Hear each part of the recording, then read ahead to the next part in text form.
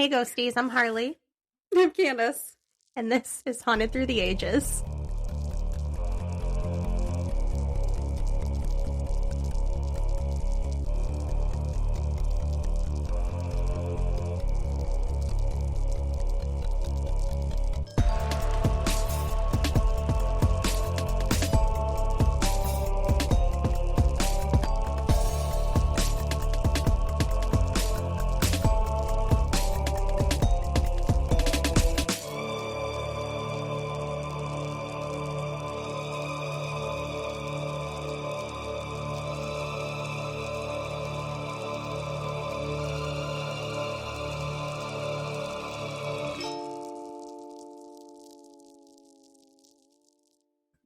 I forgot my intro again. I wasn't even gonna try. I'm just waiting. Like, it's okay. We'll just go when we're ready. I'm watching it tick down, and I'm thinking, I'm like, what is what? And then it starts, and I'm like, well, it's fuck, very I don't good Monday remember. morning. Tis a Monday. So yeah. Oh, I wanted to show you pictures when I tell you this. So yesterday at church, we didn't know what day they were doing it because I guess didn't pay attention. But they did the Christmas play. So Shmoo was a little shepherd. Oh my sweet goodness! Look at that little if you face. Swipe through, there's like I'm not gonna multiple find any pictures. nudities in here, am I? Okay, just stop when I don't see him anymore. There's nothing exciting. But he Look was at like that sweet little angel baby. He was not thrilled. He was actually very mad that he had to go up there. Dang, he's got the Charlie Brown face. Why? He does, because he was. I'm so nervous. Aww, I'm so stage nervous fright. to go on the stage. He had the stage fright. He didn't even have to say anything. He just had to go up there when the shepherds showed up. Maybe smile. Look, he looks like an employee. He did the same thing we were just talking about. He did the fake smile because he could see me in the pews, like with my phone up. And so he'd look at me and he'd do a fake smile. Same one now?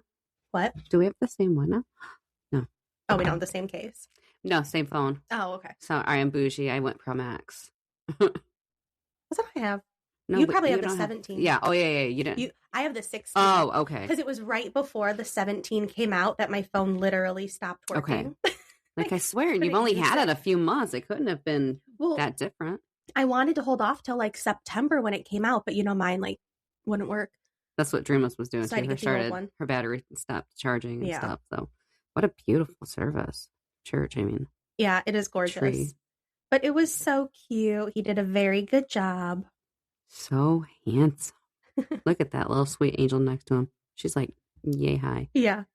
And there was a cow and a donkey and a sheep. Those ones are hard to tell because they're kind of behind the other. That's fine. Kids, look, Blessed Mother ain't looking so happy up there herself. So. Oh, she didn't want to be there at all.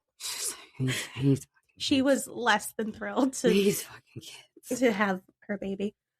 Yeah, it was really cute though. How fun. And then after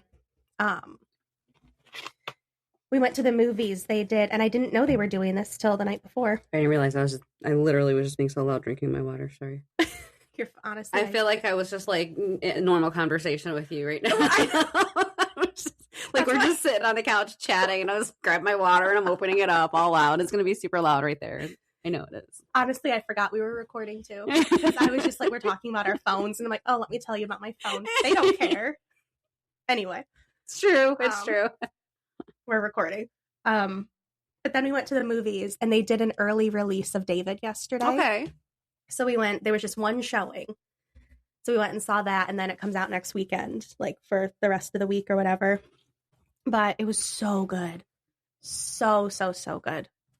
Bubba loved it. I loved it. Oh, glad you had so much fun. And then we downloaded the soundtrack on the way home and rocked out. It was a beautiful movie. It was so good. I wasn't able to attend service yesterday, but I watched it live because they do live stream if you can't make it. So I was watching it on a live stream. Yeah. And they actually brought out live animals. Like you could hear them. Are you kidding me? You could hear them through the whole church. Like, oh my gosh. Yeah, they did the whole thing, and it was all in dark, and the whole front of the church was just like the nativity scene. It was absolutely stunning.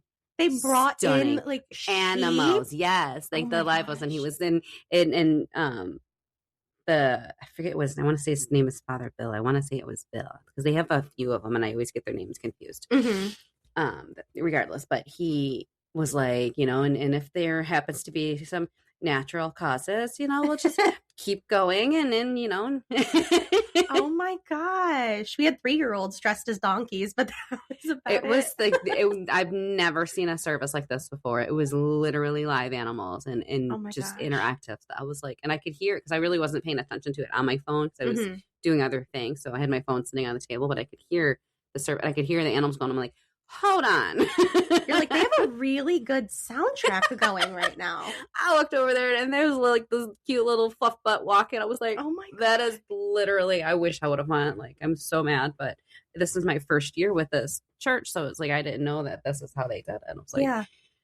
God willing, definitely next year I will be going. That is so fun. Oh my gosh. That's awesome. I was baffled that they did this. Like, I was just talking about the one church that we used to do. They would just like do the Christmas Eve mass, and then they turn the lights off and you do the silent night with the candle. The whole thing was just dark, and then only the front was lit up. Like, it was a whole concert. It was a whole show. I love that. That's how our church does midnight mass. The whole time, there is no lights the entire time. The entire service is candlelit. It's struggle. So I am a struggle bus when I do a midnight mass. Not even gonna lie.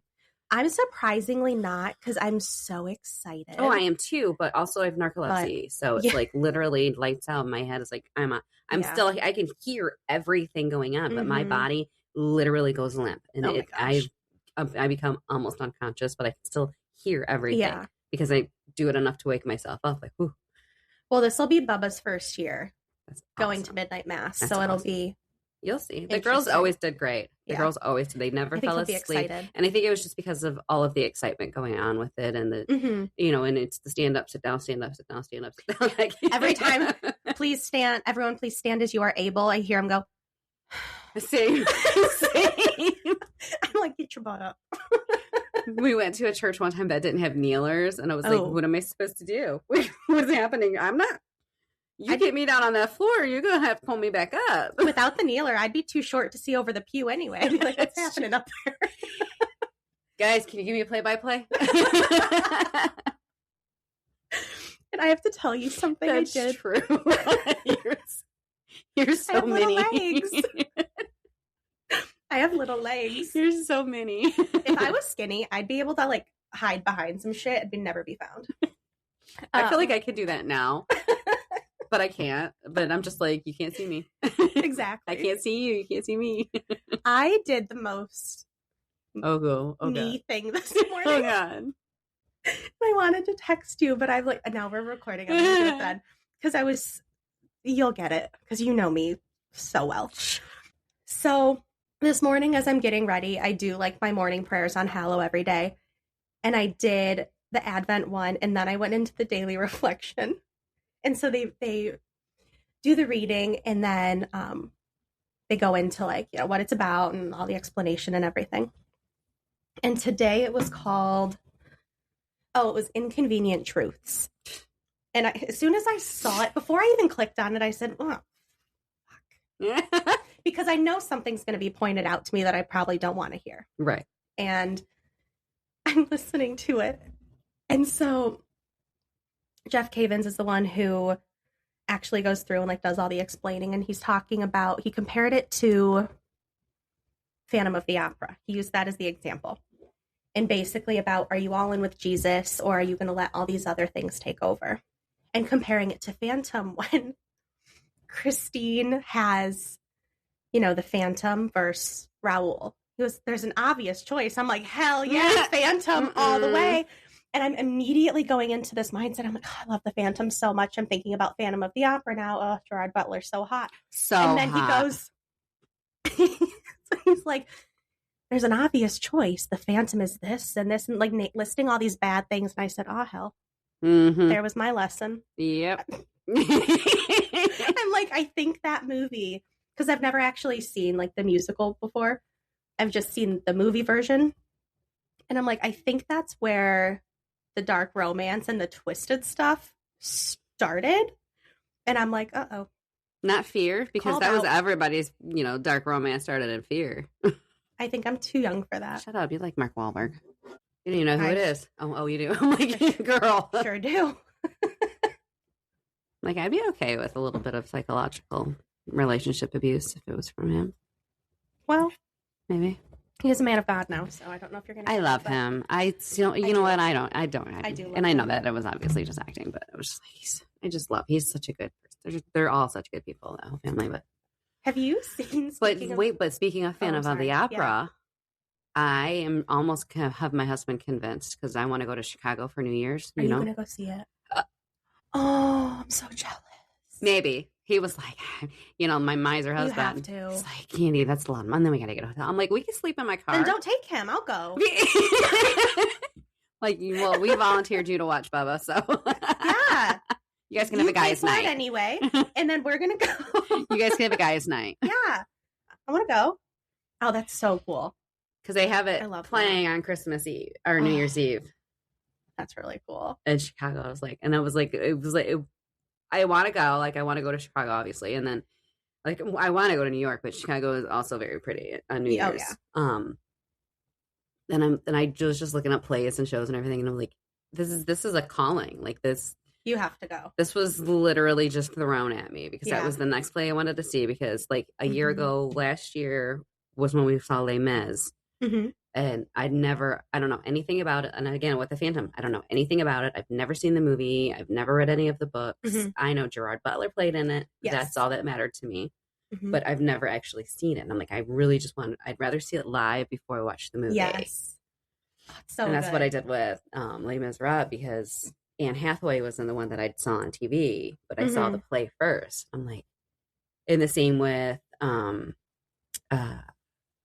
Rouge. Okay. Never watched the movie. I've never seen any of the those. Play. And the play, it's so much better live. Like, I'm sure. So when I watch the movie, it's almost disappointing. Like, I don't want to watch the movie anymore.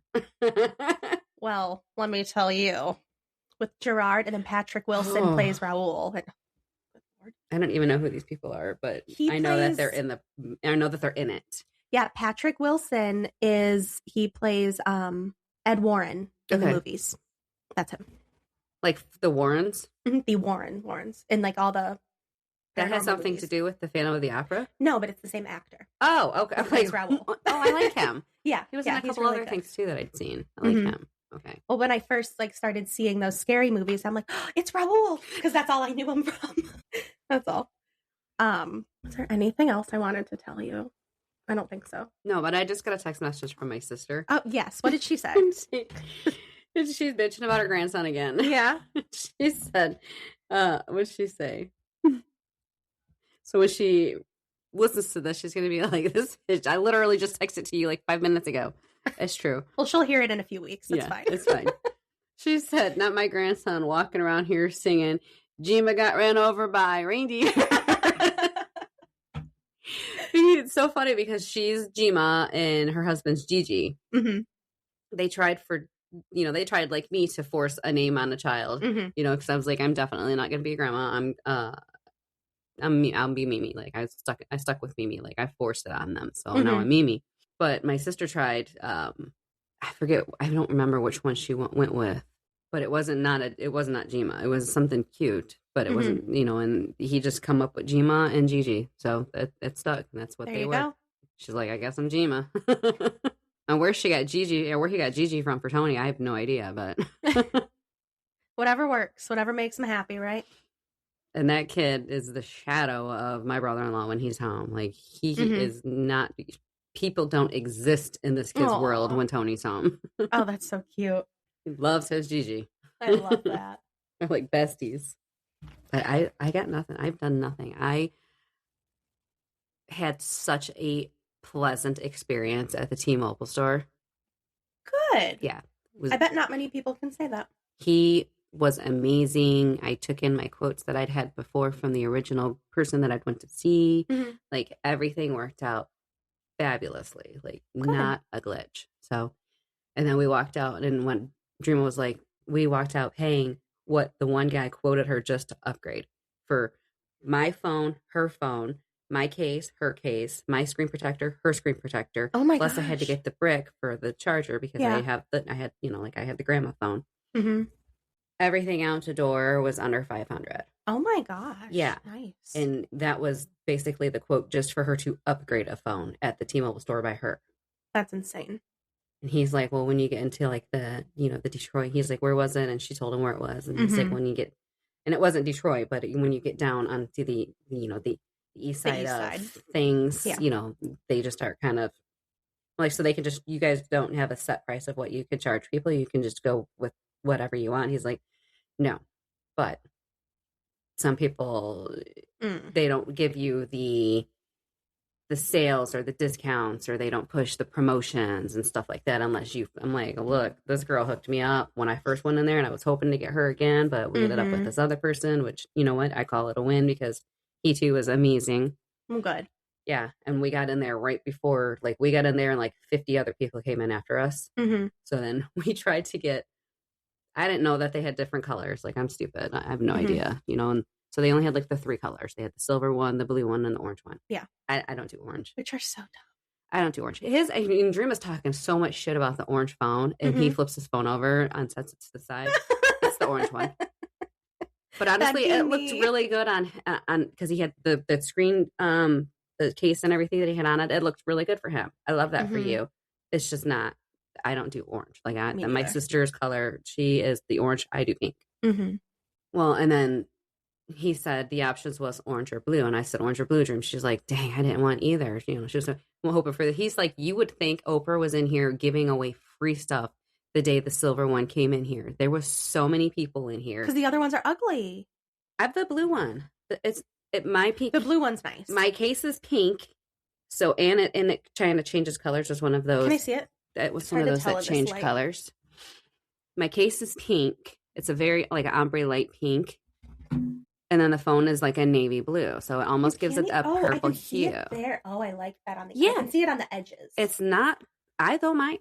Okay, sorry. So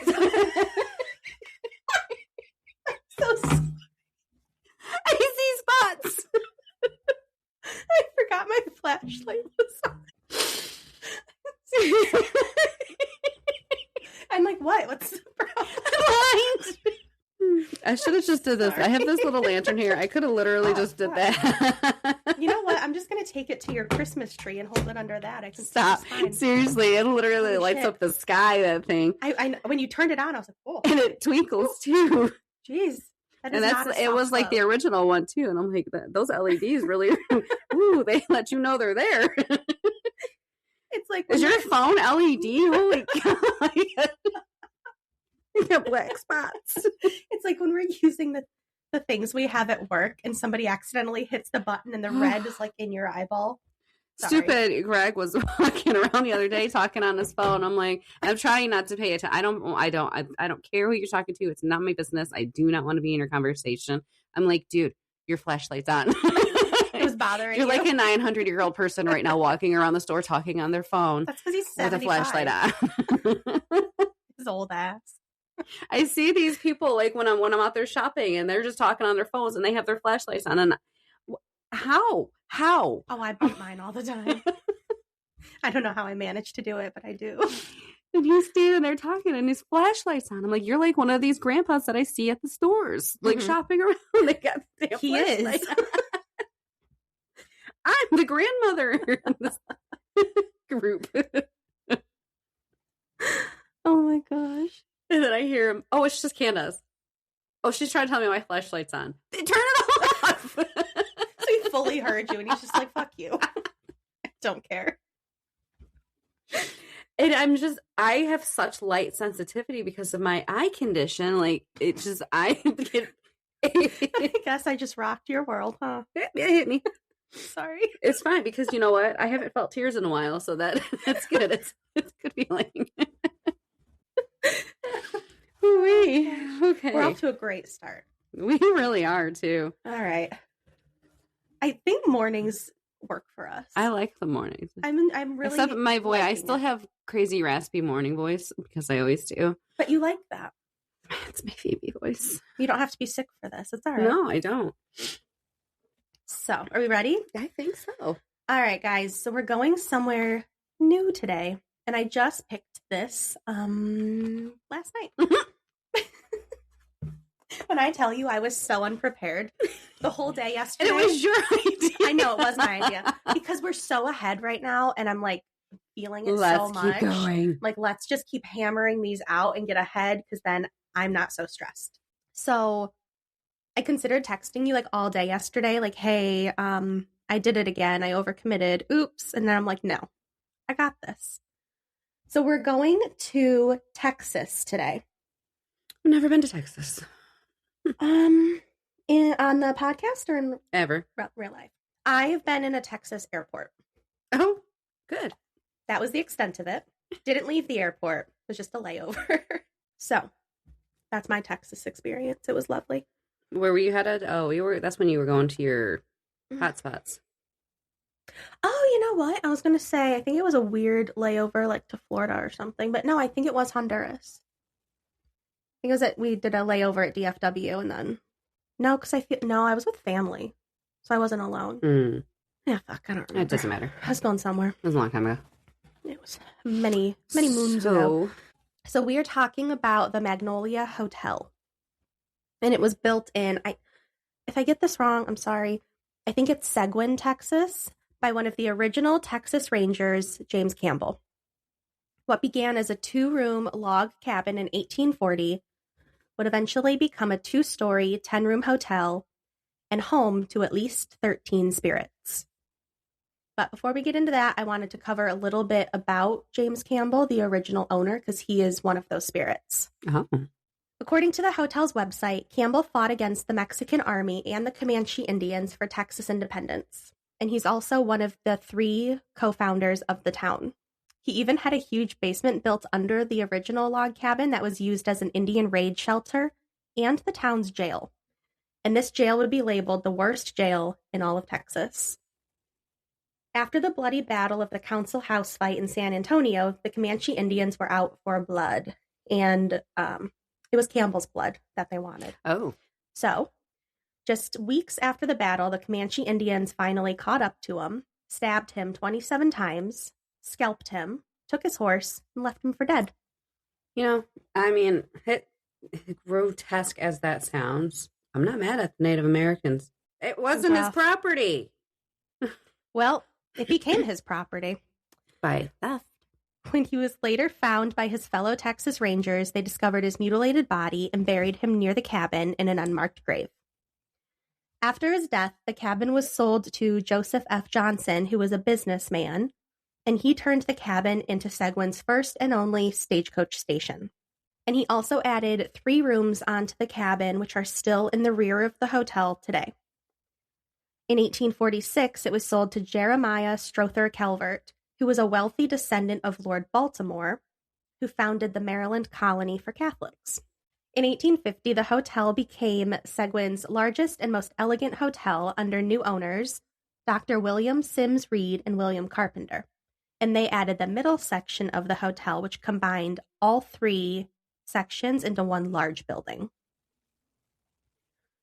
It was under their ownership when on July 4th, 1855, 3 men were kidnapped in Seguin.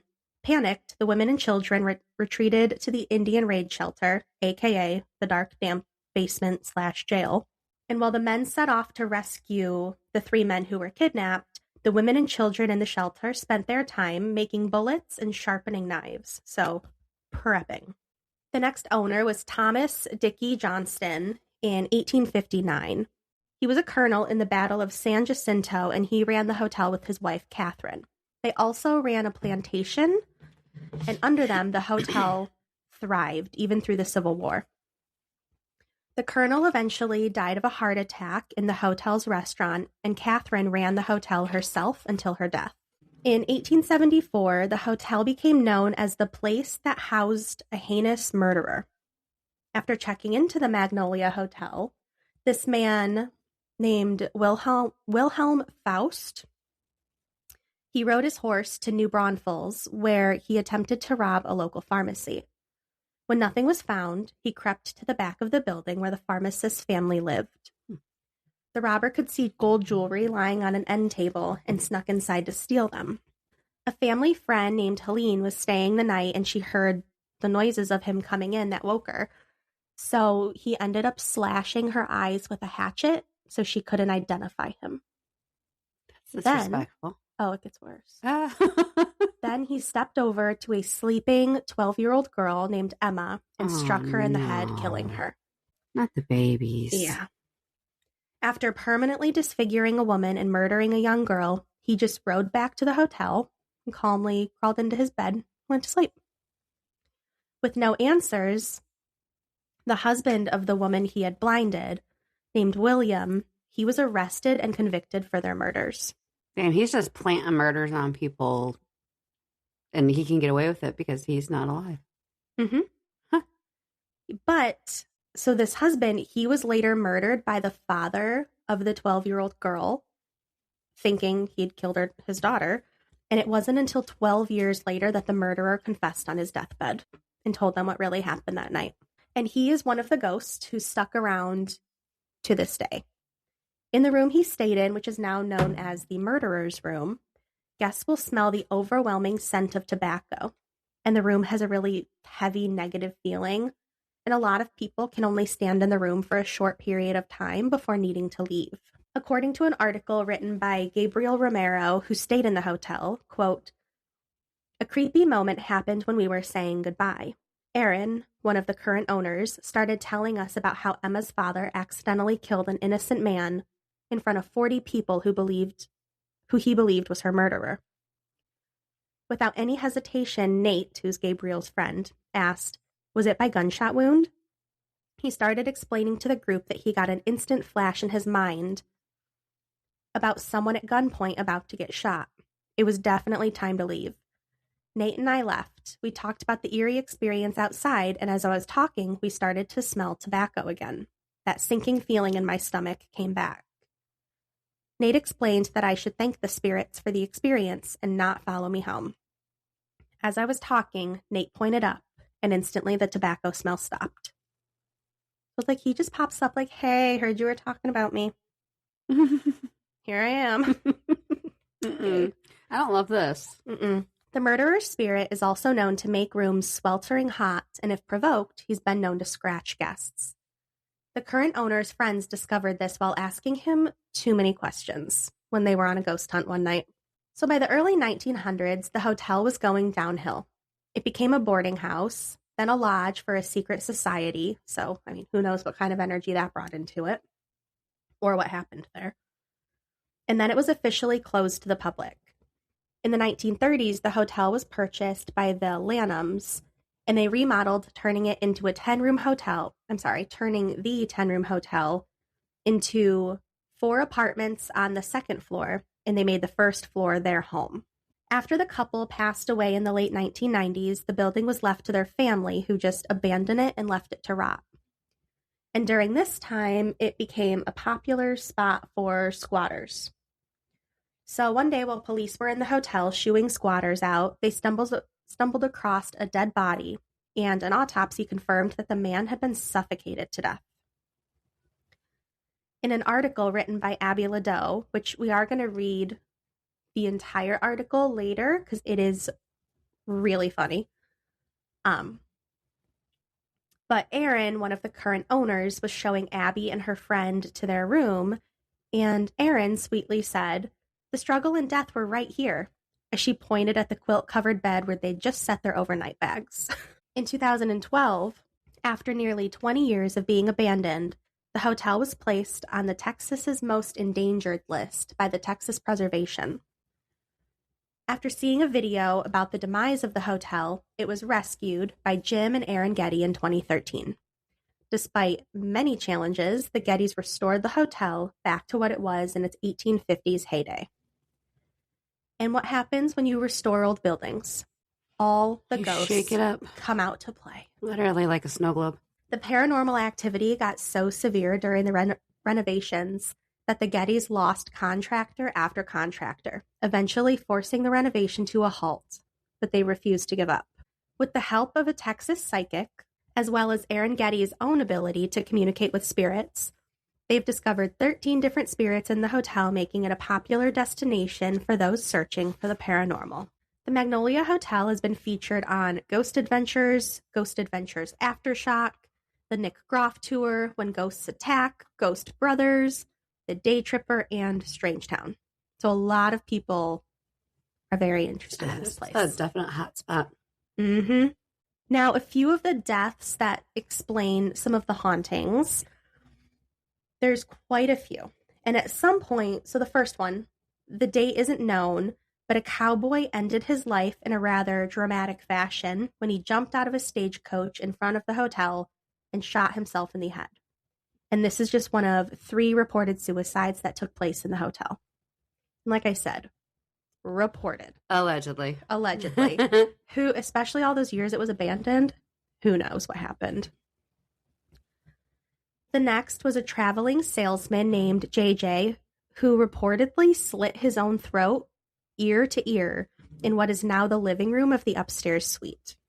And the next suicide, it was a woman named Willie who took her own life in the bathtub. And perhaps the most tragic part of her death was that she also took her unborn baby with her as well. However, the method she chose and the reason behind her death, I don't know. And it did specify the bathtub is a pink clawfoot tub.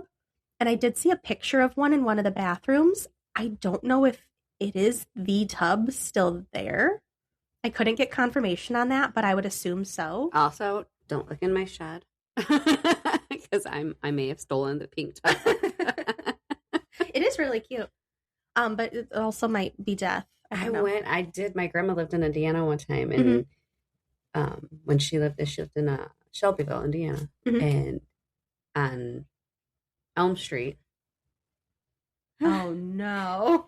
Like 123 Elm Street, I think was the address. Are you kidding me? I'm not. The hand to God. Oh my gosh. And she had a clawfoot bathtub in that house. Like the bathroom was massive. It was like the biggest room in the whole house. And because we lived with her at the time. Did she was in the 6th grade. Did she also have a striped sweater? Like my sister and I, she had a big front porch. It was a huge front porch. Yeah. And there was a parade that come down the main street there. And I was sitting on the side because I had crutches on because, I can't walk and chew gum at the same time, apparently. I tripped over my friend at school and stumbled and landed my foot into the bleachers and broke my ankle. You dumbass. So I was on crutches. Oh my God. And a stupid fucking clown made an apple balloon for me. What an asshole. Fucker. Scared the shit out of me. I'm like, yeah, that was my Freddy Krueger right there. My sister and I got into a fight on the front porch, and she pushed me through the front window. Damn. Cut my ass open. Like, this house was damaged. She found a baby bird, and she was in the bathroom with her little baby bird she mouth fed this thing. Like, she would chop it up. Like, she wasn't chewing food, but she'd chop it up, with little worms, whatever, and she mouth fed it, and she kept this little bird alive. And then Aquanet happened. Hence baby bird did not make it.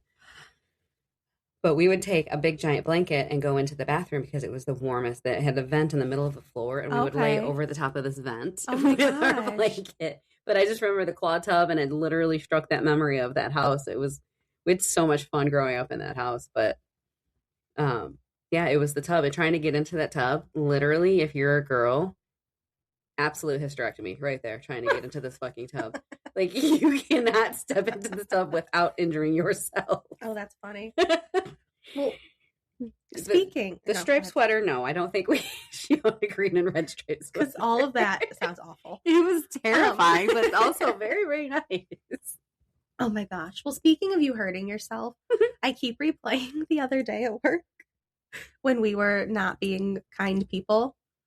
Who, us? Yeah. And you did something. I don't even remember what we were saying. But it was something we should not have been laughing at. And you were like moving your feet apart. Then you almost fell. And I'm like, see? And people say God doesn't have a sense of humor. Seriously. I feel like I'm literally a puppet on strings with God. Like, he's got me. Just, all right, let's see what else we can make her do. And you keep going right to that edge. And he's like, watch it. It's like a life lesson for me. Like, all right. Message received. Took it a little too far that time. I wish I could remember what it was. I want to say we were talking about Jesus. You did say something about that. Yeah. Yeah, it's a thing. Something about volunteering, I think. And then you almost fell, and I said, "Oh, rein it in." Pull legs back together. Yeah. You're 20 years old, Candace. Some splits don't work as well as they used to. It was like such perfect timing. I'm like, immediately call 911. Yeah, no shit. It was so funny. I can't even split or smile without hurting myself at this point. Ow, smiling hurts. It hurts. Oh, it's so funny. So, okay. Pull it back in. Breathing in, serious face, because this is not funny. So the next guest to die was a little 3-year-old girl. Okay, that's definitely not funny, but also I was about to make the comment of, says the one laughing at my Edmund Fitzgerald. But 3-year-old's not funny. No. Her name was Itsy. Aww. And they actually, in the room that's still there, they have like the Itsy Bitsy spider like poem on the wall. It's really sweet. But she died of yellow fever while she was a guest at the hotel. Baby girl. And then the next one is Sarah, who they said died of a broken heart, waiting by the hotel's former ballroom for her love, who never showed. And according to those who have seen her, she continues to wait even in death. Sarah likes to appear in photographs, and some witnesses have even heard her crying. On another occasion, while slow dancing, a couple stopped and then heard footsteps moving around them as if other people were in the room dancing with them. Which I immediately just think like Haunted Mansion movie. For me, it would be Casper, but that's fine. Oh, yeah, also Casper. Stop. I wasn't thinking about Casper. I was thinking about the dad. That's true. He looked real good back then. I thought I was crazy till I sent it in the group chat. Like, am I nuts? And everyone's like, no, we get it. I'm like, okay, cool. He looked real good in the 90s. So cute. So it's also believed that 12-year-old Emma, despite not having been killed in the hotel, is one of the spirits who resides there. She's not ready to leave. And I've seen a couple of different articles said different things, so I'm not sure. But they do have like a children's room. And it has like, it's decorated for like a little girl, and they have a crib and they have toys for kids and stuff. But I've seen it called both Emma's room and then others called it Itzy's room. So it might be both, or just like a place where their spirits can feel No, was safe. that her name or was that a nickname?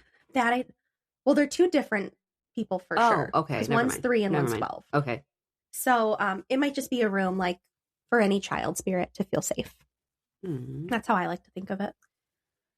So according to that article written by Gabriel Romero, he said, "We waited for the toys and the small cat toys that would illuminate if moved to move. After a few minutes, the tiny bicycle toy music box let out a faint couple of rings. Nate then could still smell the baby powder, even though I couldn't. And they say the spirit is known to smell like baby powder. Then the odor came back to me. I was freaking out, and we hadn't even made it to the main attraction where all the activity happens." According to his article, there is also a resident madam in the hotel. We love when we find a madam. Her name is Miss Rosebud, who smells of rose perfume and really enjoys male visitors. I bet she does. They really love their craft in the afterlife. I bet she does. Good for her. I also know what a rosebud is. I know what Adam and Eve is. I don't. It's the dirty store. Oh, and I have a rosebud. Okay. I was like, I don't remember that in Genesis. It was not Bible talk. No, I was literally thinking, like, I'm like, I don't. That was not Bible talk. In fact, it was the absolute opposite of Bible talk. I am caught up now. I got it. We're all on the same. If I giggle, understand it's not Bible talk. Well, that's why I was like, is it like a position? Or I'm like, what are you talking about? Oh, once you said ding, the story. Ding, ding. Okay. Never mind. I know what that is. Let me pull up pictures for you. I can picture it right now very clearly. Thank you. No, thank you. Oh, good Lord. Baby boy. And I wanted to read one of the articles I had mentioned because it's really fucking funny. And one of the people in it is very afraid. And so this is an article I had, sorry, I almost broke your lamp. Written by Abby Ladeau.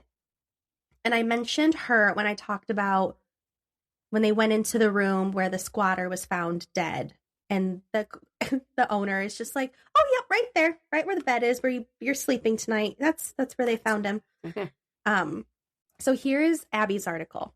It was everything I could do to get my friends to join me for a night at Seguin's haunted Magnolia Hotel in the first place. I made it through that sentence. Thank you. I was very. Almost didn't. I was impressed. Absolutely the fuck not. Alexis initially said in my invitation. Oh, I thought that was you saying it. No. That was her friend. Absolutely the fuck not. He relented only when I told him he could bring his fiancée Logan for moral support. He was taking no chances, though. The day we embarked on the trip from Houston, this would be me, he showed up with a wooden crucifix and a plastic Hill Country Fair bottle half filled with holy water from his grandmother's church. Taking no chances. Oh, that would be me. The previous evening, he casually mentioned he'd booked himself a spiritual cleansing. My friend, I don't know how to say this. I believe it's Najla, also a believer, rounded out our Scooby-Doo gang with Logan and me, the requisite skeptics of the bunch, although I wanted to believe. As we made the 2.5-hour drive west to the town, population around 30,000, birthplace of true Texas grit, and purported home to the world's largest pecan, I promised myself I'd keep an open mind. It was in 2013 that Austin couple Jim and Aaron Getty, seeing the gem within, bought the place and set about restoring it, with the idea of using it as a weekend home. By their telling, however, things didn't go as planned. Strange, unexplainable episodes began to occur with increasing frequency. Disconnected telephones ringing, coins rolling in circles and then stuck to the floor as if by magnetic force, shadowy figures appearing in hallways, the owner's nickname being called at night. The building, the couple decided, was seriously haunted. Today the place looks the way it might have in its glory days, albeit. I know that word. That one I know. You got me. I'm like, that's not. I'm like, you see how that works in your brain? No, as soon as I said it, I'm like, wrong. Albeit. Like that one I know. I'm so proud of you. With the modern convenience of central air. It's been steadily booked since being listed on Airbnb in August, hosting a stream of guests hoping for an encounter with one or more of the 13 distinct ghosts. All of whom Aaron Getty, also, by the way, an author, historian, and self-proclaimed medium, was eager to tell us about while giving us a tour the afternoon we arrived. Every spirit here, they come forward, she said. If you're real open to them, they come out even more so. Listen to this. Quick to giggle, Aaron spoke with an upward inflection which had the effect of making her seem curious, almost childlike. This was somehow doubly true when she was relaying horrific details of, say, the 3 grisly suicides that the nearly 2-century-old building had witnessed. There was the suicide cowboy who jumped off a stagecoach and shot himself in the head right out there, Aaron told us. Then there was JJ, the traveling salesman who slit his own throat ear to ear in what was now the living room of our overnight suite. And who could forget about Willie, who offed herself, and consequently her unborn child, in a pink clawfoot bathtub. She's as precious as can be, Aaron assured us. You'll like her. Love a clawfoot bathtub. Oh, that would be really nice. In front of like a big window and look outside. And then, creepers can look inside. Oh, no. This is my house on land where I don't have neighbors. There's nobody around to I wasn't talking about neighbors. Well, then who are we talking about? We've heard some stories about the spookies peeking in windows. Well, is it like the books we read? Because if that's the case, I might be okay with it. Maybe. Okay, then. We're on the same page. Maybe. Also, open the window. You're like, the front door is unlocked. Please don't look. I hope nobody looks at me while I'm getting into my pink top.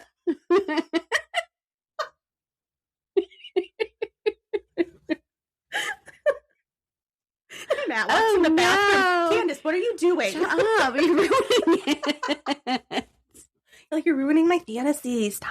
Can you go outside too? You're like, I also left the door unlocked for you. Somebody, I don't go on. So elsewhere, folks experienced. That was wrong too, guys. Elsewhere, folks expired. Oh my God. Didn't even have the same letters. The whole end of the You're words. just throwing in words. I'm just adding letters. You're throwing in whole ass words. You know what? This is the kind of stuff I cut out. We're keeping it in. Elsewhere, folks expired less savagely. Erin explained that Sarah, whose spirit haunts the ballroom, died of a broken heart while waiting for a lover who never came. And Amelia, whose children later owned the Magnolia, converted it into a boarding house. She died in her sleep in the bedroom where Alexis and Logan would stay that evening. I shuddered a little, relieved that it was time to head out for dinner. After tasty burgers at the power plant, we weren't ready to go back to our headquarters. Instead, perhaps in need of a little liquid courage, we stopped for $3.50 shots at nearby Playoff Sports Bar. Same? It was after midnight when we finally rolled back in, at which time I decided that dousing myself in Alexis's Blessed Sacrament wasn't such a bad idea. Like, let me shower in it. Put it in the bathtub. Mm-hmm. Remembering what Erin had said about spirits presenting themselves, I told the crew we were going to explore the scariest part of the Magnolia, the only area that the Gettys hadn't renovated. Separated from our cozy B&B by just a door. Imagine peeling paint, crumbling stone, sweltering heat, one-time bathrooms with rotted-out fixtures, and a smattering of antiques, dolls, paintings, dirty mirrors, scattered around for maximum creepiness. It had freaked me out a little during the afternoon tour, but now, in the middle of the night, it was downright frightening. In protest, Alexis locked himself and Logan in the bathroom. It was going to be Najla and me. I don't want to go into the murderer's room, she said. Same. She was already gripping my shirt so hard it was poised to rip. We have to, I announced solemnly. No, she pleaded, tugging me back toward the door. I shook her off and crept into the hot, stuffy bedroom, eyes glued to the EMF meter borrowed from Erin in my hand. Things were still, suspiciously so. As we entered the room where yet another of the 13 ghosts, alleged serial killer Wilhelm Faust, had laid his head both before and after brutally axing to death a 12-year-old girl in 1874. Suddenly, the meter went crazy. Najla screamed and ran out, but my feet were planted. I couldn't move. What do you want? I shrieked to no one as the meter continued to flicker wildly. Stop it. I raced back to our suite where Najla was already filling the others in. Alexis was having none of it. To calm down, he wasn't even there. He's like, fuck that. To calm down, we turned to the stack of games in the living room, playing Jenga beside a small shrine to JJ, the suicidal traveling salesman. I was trying to hold it together. It's just the way that it's written. She's like, it's so chill. We're just going to play Jenga next to the shrine of him. Like, what? You're welcome to join. Oh, my gosh. After a while, I decided I was up for one more adventure. I thought I'd felt the murderer in that room earlier, but I just wasn't convinced. I wanted something more. Alexis and Najla flat out refused to join. So Logan, I bet her and Alexis are no longer friends. He's like, we can't associate with her anymore. So Logan and I ventured into the pitch darkness. The heat was suffocating. I smelled cigar smoke, and Logan smelled patchouli. That's the madam, I informed him, recalling Erin's earlier breakdown of which spirit wears which perfume. We tiptoed along barefoot, our path illuminated by only by the light of Logan's cell phone, and crossed the threshold into Sam Wood's room. According to Erin, Wood was a witness for the defense in Faust's murder trial. Sam has a tendency to whistle, rattle his knuckles against the wood, and pick on males. Erin had said, not to harm them. He was the best wrestler. He's like, I'm just looking to have fun, guys. It's no big deal. I was drawn to his room because on our earlier tour, I'd spotted my own name written on the dusty mirror propped up against the wall. I thought that it was a trick, a little joke from the Gettys, but now I wasn't so sure. When I wedged myself into the tiny closet where, per Aaron, Sam's spirit has been known to appear, the EMF meter lit up like Candace's Christmas tree. Stop. This is my safe space. It was just so bright. It said Christmas tree, and I'm like, this will be funny. I felt cold air swirl around my ankles. He's here, I said calmly. Okay, poltergeist. They're here. I said calmly, steadied by Logan's stoicism. Just as quickly, the ghost was gone. Finally, I was ready for bed. I headed back to John Doe's room and set the meter upright on a shelf so I could keep watch for flickering lights. It stayed green, neutral, until I finally knocked out, and both Najla and I slept soundly for the next 9 hours. Apparently, the same was not true next door in Amelia's room. Alexis kept the lights on all night and slept only in short, panicked bursts. Can I just tell you, there's somebody I picture when I think about the personality of this person. Do you know who it is? No. I just picture him acting like this. And honestly, it makes it so much better. Game changer. Picture this now. Okay. Sicily.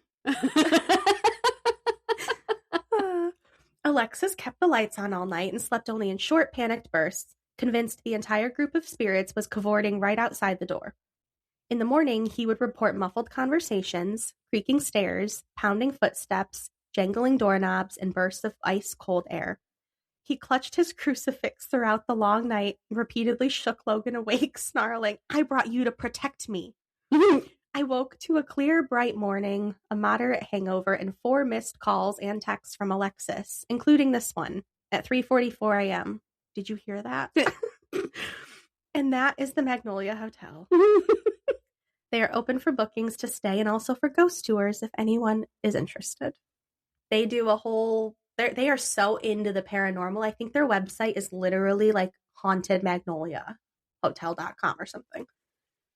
Like, it's one thing just to hear the noises and see things move and... Right. You know, but when it comes to, like, physical touching, Don't touch me. Well, also, I don't really need to see you either. I don't know what's worse. No, none of it. Because I feel like a touch, I could probably, like, brush off. Like, oh, I bumped something. It's a feeling. I don't know. Where I feel like if you see it in front of you, no, absolutely not. But that is the Magnolia Hotel in Texas. So if you guys liked it, if you had fun with us today, go to Patreon, where we also have so much fun. We are also on Instagram. You can listen to us on YouTube now. We're anywhere you can find a podcast for the most part. Maybe Amazon. Still have to check that. It's still Sandy. thinking about it. I haven't checked it in like a month. It's still thinking. If you guys want to reach out to us, you can do that on social media or hauntedthroughtheages@gmail.com. And before we go, also, Happy New Year. Happy New Year. Today's the day. Tomorrow is a new year, a new day, and still the same shenanigans. We'll be back for the same shenanigans, but hopefully better people, as we always try to be. Bye. Bye.